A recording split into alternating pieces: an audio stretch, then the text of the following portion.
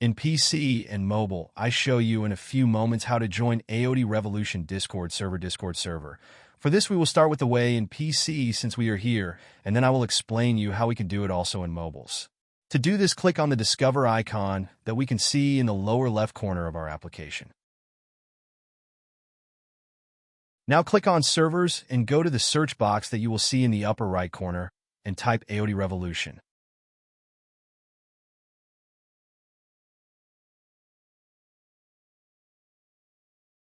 Now click on the server we are looking for, and then click on the Join button at the top of our Discord application.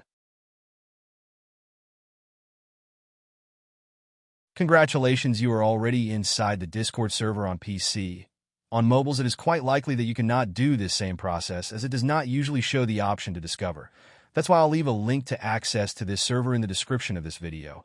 Simply access the description and click on it, and thereby automatically access the Discord server without doing anything else. Please give a like to this video, comment, and subscribe. Until the next one.